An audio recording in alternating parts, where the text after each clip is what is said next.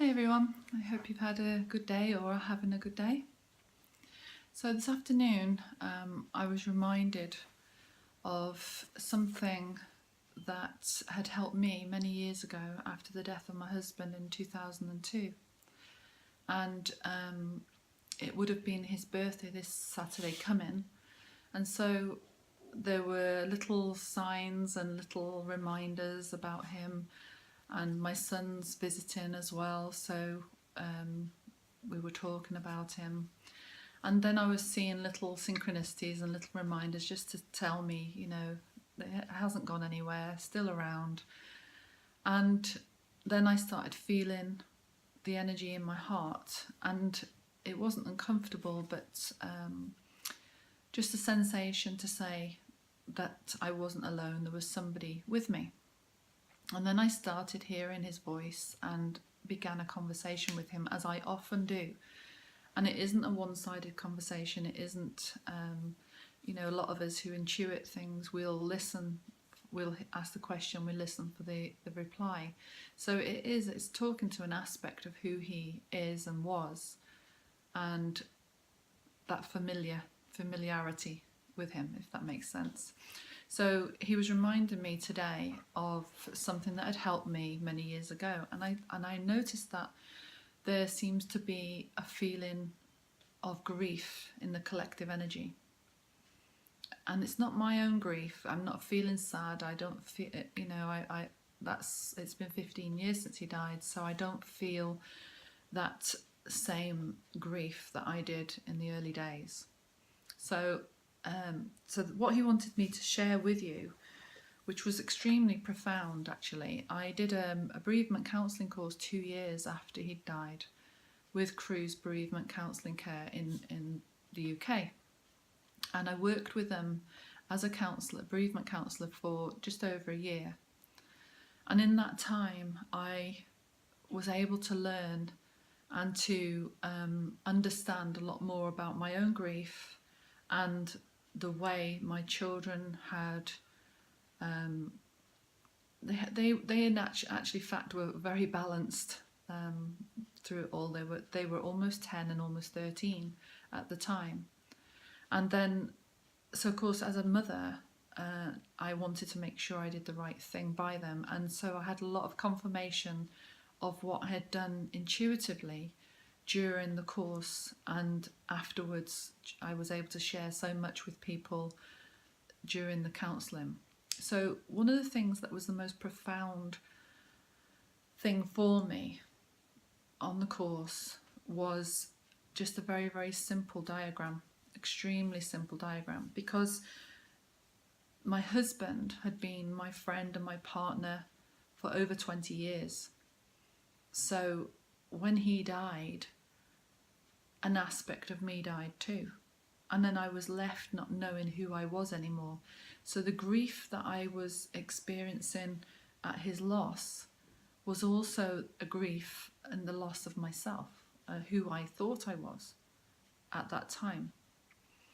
So part of what was, I suppose, very concerning for me as the years went on, because people used to say things to me, oh, you're still young, you'll find somebody else, and that was probably one of the worst things people could say to me at the time. But they didn't understand. They were trying to make me feel better, and I suppose to a certain extent it was better than walking the other side of the road and not knowing what to say to me. So we all act differently with grief, and of course grief isn't just at the death of somebody. Grief can be because we've left a familiar job, or we've left a home that we lived in for many years, or the death of a pet, or there's many, many things that incorporate the feeling of grief. And this diagram is actually very, very simple, and for me was very profound, because my biggest fear was that I would move on and that I would forget him. That was probably my biggest fear at the time, that I would meet somebody else and they wouldn't want to know anything about him. They wouldn't want to include him in our lives. And so that at the time, it was a real worry for me. So this diagram that I came across during the counselling course actually made me feel it's hard to say how it made me feel at the time, but it actually really helped to make me feel that, I was going to be okay. It's hard to, at the time when you're immersed in all the grief and everything, you don't know that you're going to come out the other end. It can be so consuming, and this is what this diagram showed me. So I'll explain it to you. So it's very, very simple, and I share it with as many people as I possibly can because it is so simple. So it starts off with a circle, and this circle represents your life. Okay, just a circle. So then in the next part of the diagram, it showed the circle, that is your life, consumed with the grief. So that's your life consumed by grief. Because as we all know, when you're grieving or when there's a loss or change, it can consume you. It's all you think about. Your body, your emotions, your thoughts, your physicality, even in your whole body, you're feeling it. So you are consumed by the grief, and you really feel like there's no escape. Okay? So then the next diagram was what we think happens. So as time becomes a healer, here's your life, still the big circle around the edge, and in the center is a smaller circle. So the grief has become less. You're still consumed, but a smaller amount. That's what you think happens. So we think, we're always told time's a great healer. You'll feel better, this will happen, that'll happen. And we do think that. We think, at least I'll feel better. But for me, that was actually the worst thought possible, because I thought as time was a healer and as it became less, that I would forget him, that I wouldn't love him as much as I always did. And so that was actually a real worry for me, that would happen. So the final part of the diagram, which was actually what was profoundly moving for me, was, and I think a lot of us can acknowledge this because we've been through so many things these last years, those of us who have been on this path for such a long time, expanding our consciousness, raising awareness. We know this is possible, but at the time, for me and for other people, we don't realize this. But what actually happens is, so we still have your life in the center, completely consumed, by grief. The grief never lessens. But what actually happens is we grow. We grow. And that I found absolutely profound, that we actually grow. We don't change. So you could hear a piece of music, you could look at a photograph, instantly you're back to that feeling when you were being consumed by what was happening at that time. For me, I can remember every moment of what happened when he died, and even some afterwards, some of the things that happened afterwards. Later on, as I was more in the moment and living from moment to moment, I don't have clear memories, because I was then in this bubble of just get through each day. But that was really profound for me, that we grow. And that is exactly what happens, our consciousness grows. We learn new strategies to cope with anniversaries as they come. For the first so many years, each time the anniversary of his death was coming up, I would still go back to the feeling of how I felt. My body would start reacting. And it was only actually probably 3 years ago that I woke up one morning in so much pain with my body trembling. But I knew intuitively that was my body, because I'd done a lot of work on myself. That was my body releasing the memory of the shock that it had felt at the time. So there's a lot of things we can do to actually help ourselves to not move on and not to cope, but to expand and grow in order to I suppose, not be affected in the same way that we were. And that doesn't have to be a death, as I said. It can be any form of grief. But I was being told very strongly today that that was important to share with people, and whether that be one person or 10 people, whoever, for me it's important that I follow my guidance. If I hear that I need to do something, I will do it. You know, my heart's saying yes, it's important because it meant so much to me. And so, you know, we all have something to share. We're all of us stepping up, and we're all of us sharing our knowledge, our wisdom, giving guidance to other people. It's so important now. So if you need any more information about that, please just message me and I can share that again. I will actually take photographs and I'll put them up again so that you get them, you know, in a still frame rather than on the video. So I thank you for listening to me. But what we'll do now is I'll just do a little bit of light language just for anybody that might be feeling some grief. Somebody might be feeling a bit overwhelmed, not a bit. Oh, there's no such thing as a bit overwhelmed. Very overwhelmed, because that's the whole nature of the word, isn't it? Overwhelmed. So you can either close your eyes to receive the light language.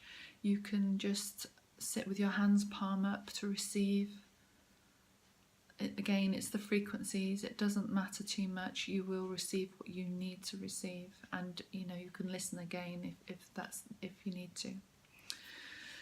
So we'll just bring some light language through for anybody who's feeling overwhelmed with life, with grief.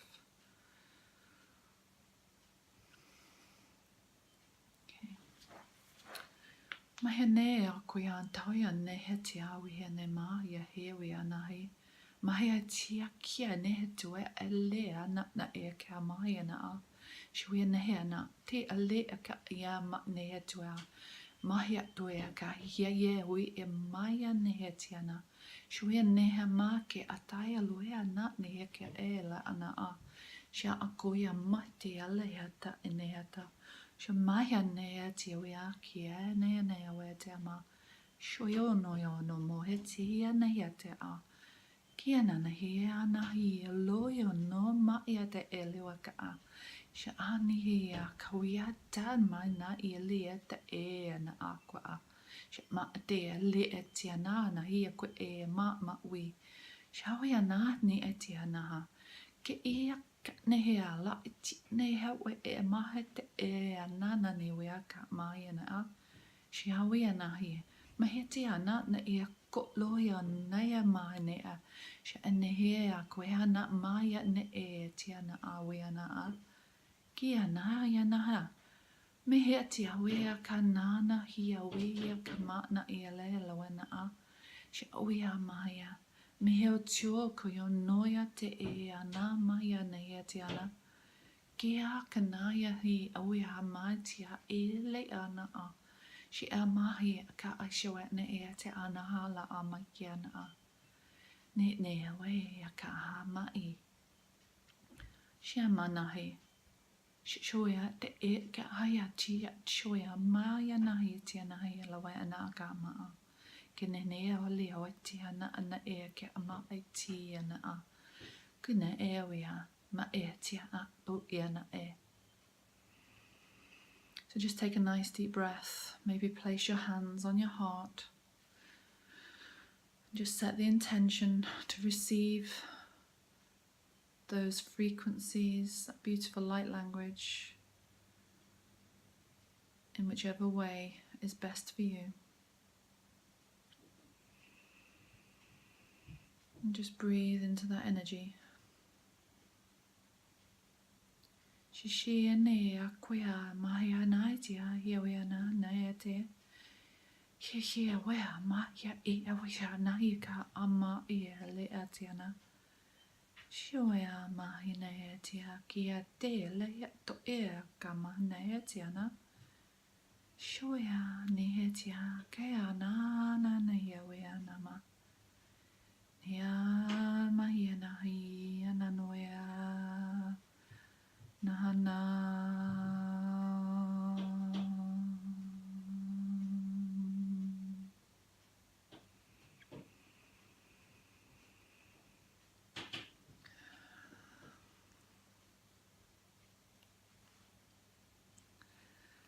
So I thank you. I hope that has helped in some way for some of you.